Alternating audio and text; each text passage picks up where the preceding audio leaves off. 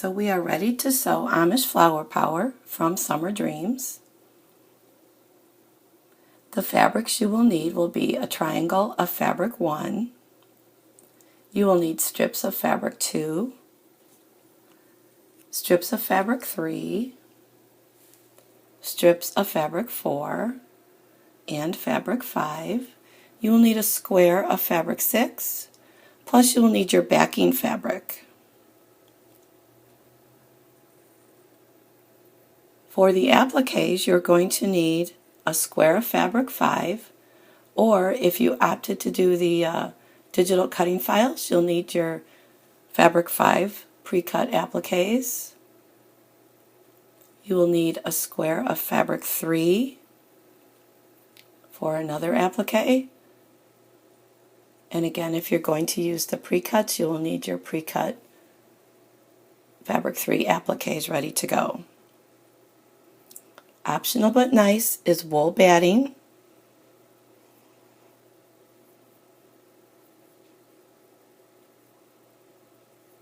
I already stitched out step 1 onto my battleizer. If you're going to use wool batting, you'll do that next for step 2. You will also need your thread C,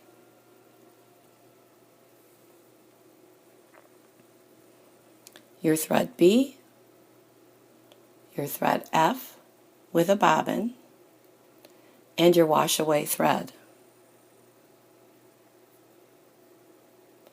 Let's get started. I've gone ahead and stitched out step 2 using the optional wool batting. If you don't want to use the wool, you can go ahead and skip step 2. You will use water-soluble thread. I used a green so that you could see where the stitching is. The reason we use water-soluble thread is because if you use a light color fabric, it'll show through. So water-soluble thread is the way to go. For the next step, we will take fabric 1 and place it in the upper left-hand corner, making sure it extends at least a ½ inch past the wool basting line. Again, you'll use water-soluble thread in the needle.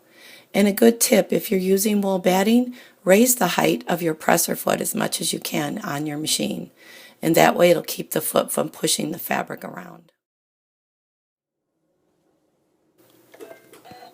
So while stitching the first piece of fabric, fabric 1, make sure you keep your fabric smoothed out as you go.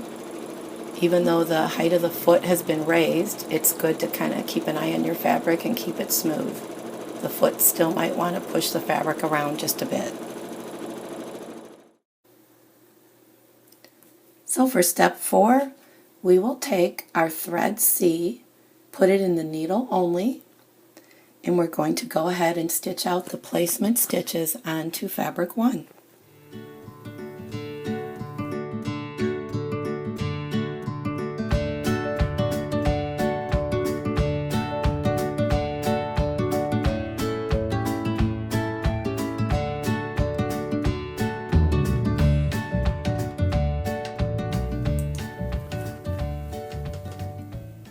So now we're ready to go ahead and do the appliques. If I were going to do the trim in place appliques, for step 5 I would take a square of fabric 3 and go ahead and place it over the placement stitch in the upper left hand corner. I'll let the machine go ahead and baste it down, and then I would take my hoop scissors, my mini ones, and go ahead and trim it real close for applique. The same for step 6. I would take a square of fabric 5, place it over the placement stitch, and go ahead and baste it down and trim it. However, I'm going to use the pre-cut appliques, so I can go ahead and skip step 5 and step 6 and go on to step 7.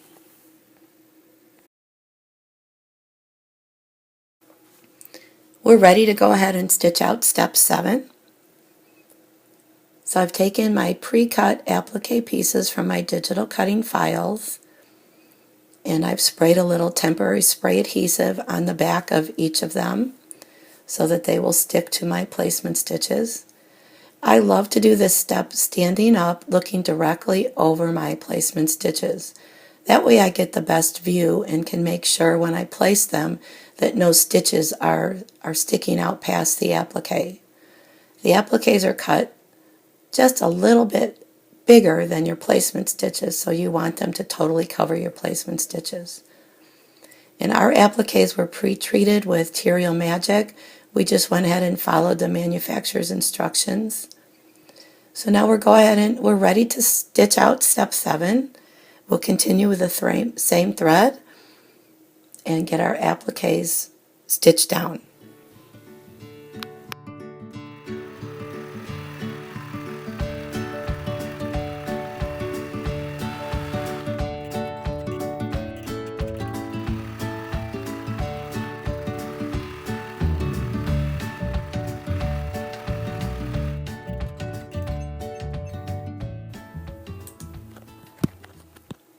So we just completed step 7 where it tacked down our appliques. So we're ready for step 8, which is the same color thread, and it'll do a satin stitch around the appliques. We put a color break in there just in case there was a problem and you needed to stop and fix it. So we're going to go ahead and stitch step 8. So for step 9, we're ready to place thread B in the needle only, and the machine will stitch decorative stitches over the top of the satin stitches.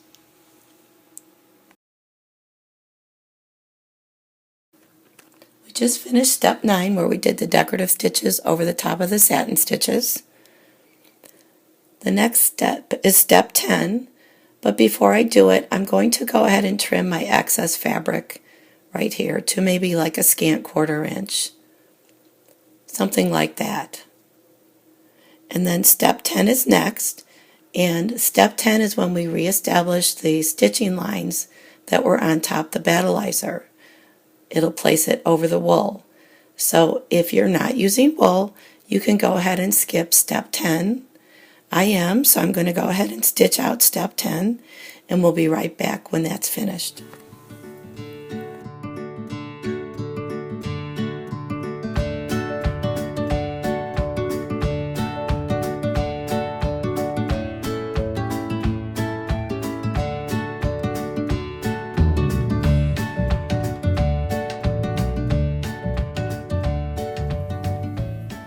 So here's a look at my step 10. You may have noticed that I sort of held the batting down a little bit in front of the needle to keep the foot from getting caught. That's why it's important to raise the presser foot height as much as you can, if possible, on your sewing machine. So for step 11, I'm going to place a neutral thread back in my needle, and I'm going to take a strip of fabric 2, place it right side to fabric 1, make my raw edges even, and let the machine stitch the seam.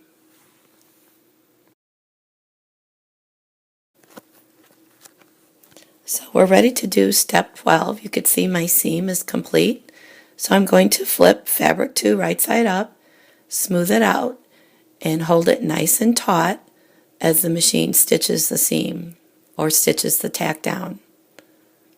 Keeping it taut is crucial to make sure my quilting lines up properly. So here's a look at step 12. And you can see I have a little bit extra fabric. So I'm going to go ahead and trim that to a scant 1/4 inch, and then I'll be ready to do my next step. So here's a look at my trim seam from step number 12. So for step 13, we'll take our strip of fabric 3, place it right side to fabric 2 with our raw edges even, and go ahead and stitch the seam. So here's a look at my seam from step 13. So I'm going to now take my fabric 3, flip it right side up, making sure to smooth it nice and flat. And I'm going to go ahead and stitch my tack down stitches.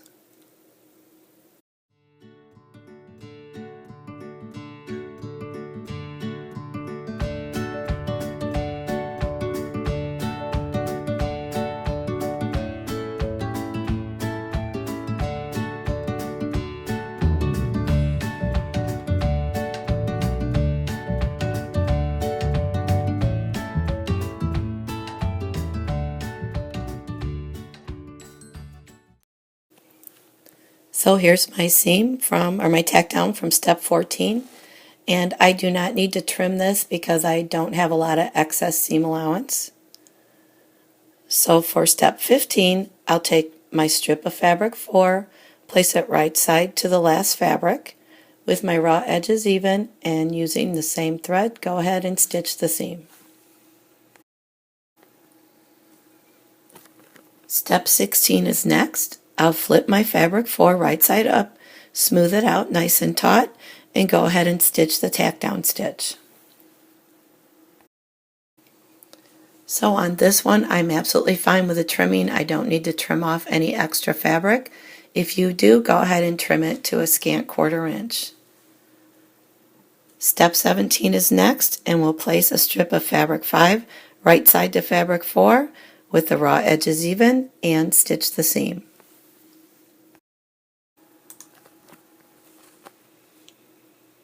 So again, my seam allowance looks just great.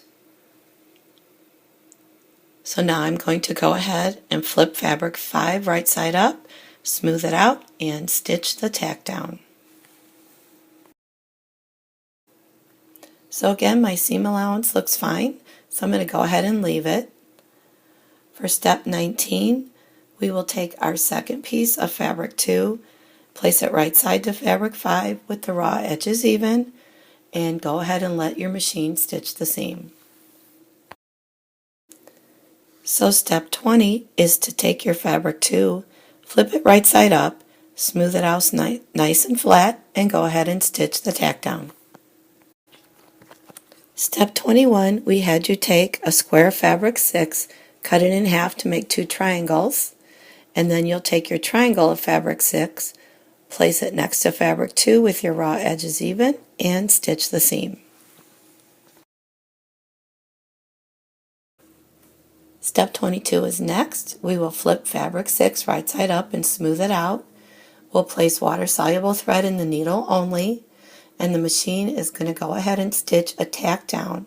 It's going to tack it down in 2 different directions. And the reason it does that is so that the foot doesn't go ahead and grab one of the strips and flip it the wrong direction and sew it down. So we're ready to go ahead and do step 22. Next, step 23 is to go ahead and place and stitch the back. Before I do that, if you have a lot of long strips of fabric from our piecing, you're going to want to go ahead and trim them off because then they'll be out of your way. So that's what I'm going to do here.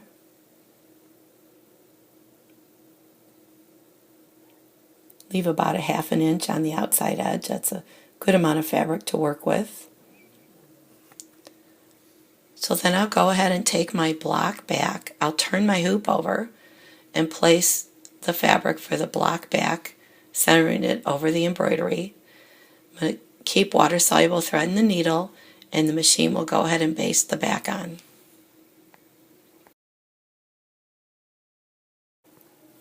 So after our back is placed, we're ready for our final step, step 24. And for step 24, we will take our thread F, and we will change out the needle and the bobbin thread and go ahead and stitch the quilting. 2 tips to share when quilting HoopSisters blocks. The first tip is once the back of the block is on, turn off your automatic thread cutter to avoid getting nests and things in the back of your block. The second tip is before starting, draw up your bobbin thread using your needle up down. Bring your bobbin thread up, hold on to both threads, and go ahead and begin your quilting. This will keep a big nest from building up underneath your block and it'll make it much tidier looking. So hold on to the 2 threads, go ahead and start your quilting, taking a few stitches and then stopping your machine, and then you can go ahead and cut off the threads you were holding and continue quilting. This will keep a much cleaner back, and you'll be much happier.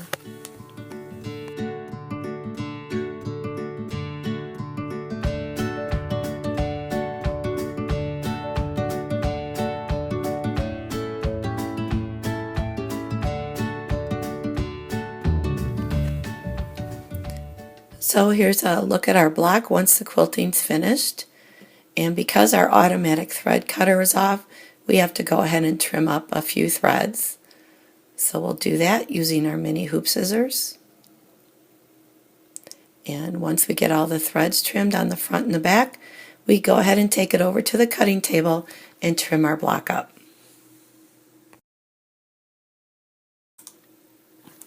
Page 9 of your instructions will show you how to trim up your block. This block is in the middle of the quilt, so we're going to use the Trimmer by George 2.0 on all 4 sides. And as you can see, I'm pulling the top of the block up and out of the way, and I call it the shimmy. I shimmy the metal edge of the trimmer up to the basting line and use a 60mm cutter to go ahead and trim off all the battleizer and the backing. So we're going to do that on all 4 sides.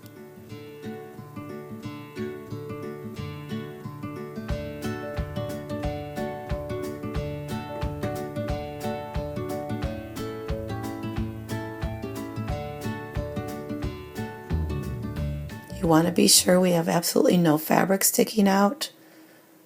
I always check that, make sure there's absolutely nothing sticking out under the trimmer, because if it is sticking out, it will get cut off and then you'll have a hole.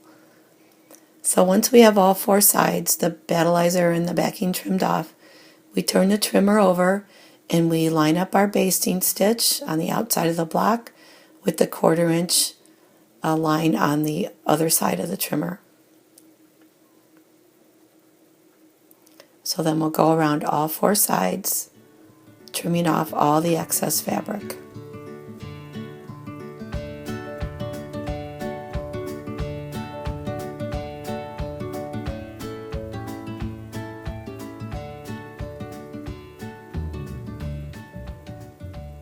So there we have our completed block, Amish Flower Power, ready to go.